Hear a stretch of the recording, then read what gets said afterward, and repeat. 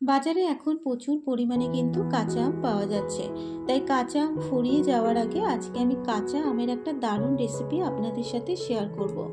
নমস্কার বন্ধুরা, স্বপ্নার কিচেনে আপনাদের সবাইকে স্বাগত জানাই। আমার আজকের রেসিপি কাঁচা আমের ক্যান্ডি। আর বাচ্চা থেকে বড় সবাই কিন্তু এই আমের ক্যান্ডিটা খেতে পছন্দ করবে। আশা করি রেসিপিটা আপনাদের ভালো লাগবে। আর খুব কম উপকরণে কিন্তু এই কাঁচা আমের ক্যান্ডিটা বানানো যায়। যদি রেসিপিটা ভালো লেগে থাকে ফেসবুক থেকে দেখলে পেজটা ফলো করার অনুরোধ রইল।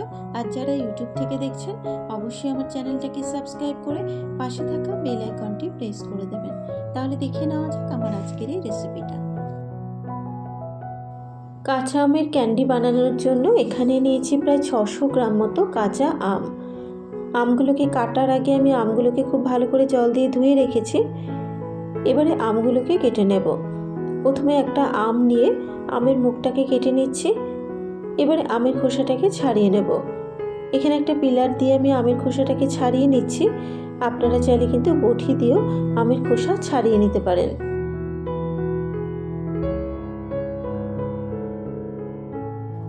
একটা আমের খোসা ছাড়িয়ে নেওয়া হয়ে গেছে। এই একইভাবে কিন্তু বাকি আমের খোসাগুলোকেও ছাড়িয়ে নেব।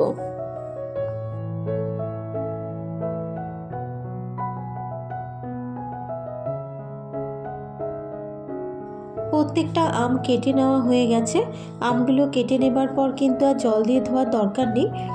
এবারে আমগুলোকে মাঝখান থেকে টুকরো করে কেটে নেব।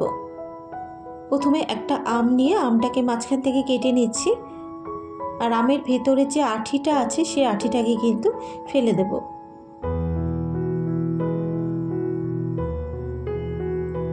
আঠিটা ফেলে দেবার পর এবার আমটাকে একটু লম্বা সরু করে কেটে নেব।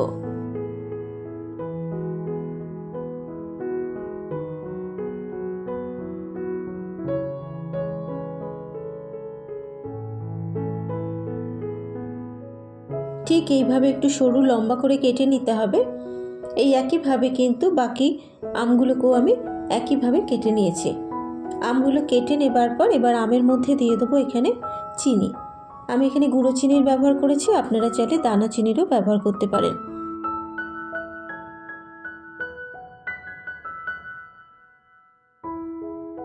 গুঁড়ো চিনিটা দেবার পর এবার আমের সাথে মিশিয়ে নিয়ে খুব ভালো করে একটু মেখে নেব। আর গুঁড়ো চিনি দেওয়ার ফলে চিনিটাও কিন্তু খুব তাড়াতাড়ি গলে যাবে। আমটা মেখে নেওয়া হয়ে গেলে এভাবে 10 থেকে 15 মিনিট মতো আমি আমটাকে ঢেকে রেখে দেব। 15 মিনিট পর এবার আমি ঢাকনাটাকে খুলে দিচ্ছি। চিনিটা কিন্তু খুব ভালো মতো গলে গেছে। চিনিটা যখন গলে যাবে এবার একটা গ্যাস ওভেনে আমি কড়াই বসিয়ে দিয়েছি। এবার এই কড়াইয়ের মধ্যে আমি আমটাকে ঢেলে দিলাম। আমটা ঢেলে দেবার পর এবার একবার একটু নাড়াচাড়া করে নিয়ে গ্যাসের ফ্লেমটাকে লোতে রেখে মিনিট 3-4 ঢাকা দিয়ে আমটাকে কিন্তু একটু সেদ্ধ হতে দেব। 4 মিনিট পর এবার আমি ঢাকনাটাকে খুলে আমটাকে কিন্তু আবারও একবার একটু নাড়াচাড়া করে নেব। আর আমটা যেহেতু আরেকটু সেদ্ধ হবে তাই আবারও মিনিট 3-4 ঢাকা দিয়ে আমটাকে কিন্তু একটু নরম হতে দেব। তবে আমটা যেন গলে না যায় সেটা কিন্তু খেয়াল রাখতে হবে। আরও 3 মিনিট সময় ধরে আমি আমটাকে একটু জাল দিয়ে নিয়েছি। আর আমগুলো কিন্তু খুব ভালো মতো সেদ্ধ হয়ে গেছে।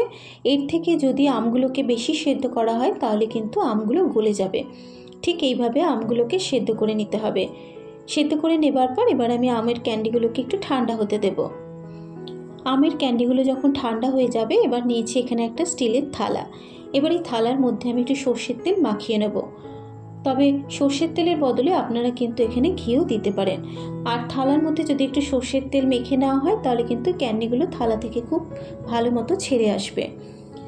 এবার একটা একটা করে ক্যান্ডি আমি থালার মধ্যে সাজিয়ে দেব। এখানে কিন্তু ক্যান্ডিগুলো দেখতে সাদা হয়েছে যেহেতু আমি চিনি দিয়ে করেছি। আর আপনারা যদি গুড় দিয়ে করেন তাহলে কিন্তু গুড়ের যে কালারটা হয় সেই কালারটা কিন্তু ক্যান্ডির মধ্যে থাকবে। প্রত্যেকটা ক্যান্ডি আমি থালার মধ্যে সাজিয়ে নিয়েছি। এবারে 3 দিন রোদে দিয়ে ক্যান্ডিগুলোকে খুব ভালো করে শুকিয়ে নিতে হবে। 3 দিন পরে আমি ফিরে এলাম। দেখুন ক্যান্ডিগুলো কিন্তু খুব ভালো মতো শুকিয়ে গেছে। আর প্রত্যেকটা ক্যান্ডি কিন্তু থালা থেকে ছেড়ে এসেছে। এবারে প্রত্যেকটা ক্যান্ডি একটা প্লেটের মধ্যে তুলে নেব।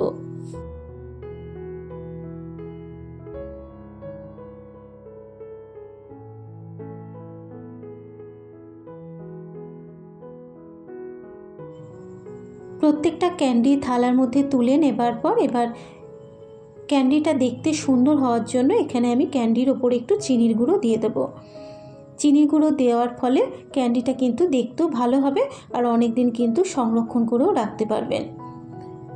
গুঁড়ো চিনিটা দেবার পর এবার ক্যান্ডির সাথে মিশিয়ে নিয়ে খুব ভালো করে মেখে নিলাম। আর বাচ্চা থেকে বড় সবাই কিন্তু এই কাঁচা আমের ক্যান্ডিটা খেতে পছন্দ করবে। আপনারা এভাবে একবার বাড়িতে ট্রাই করবেন ও আমাকে কমেন্ট করে জানাবেন আমার আজকের আমের ক্যান্ডি রেসিপি আপনাদের কেমন লাগলো। এবারে একটা ক্যান্ডি কেটে দেখিয়ে দিচ্ছি ক্যান্ডিটা কিন্তু কতটা সুন্দর তৈরি হয়েছে।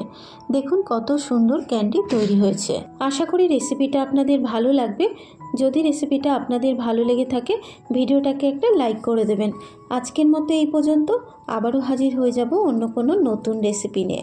সুস্থ থাকবেন, ভালো থাকবেন, ধন্যবাদ।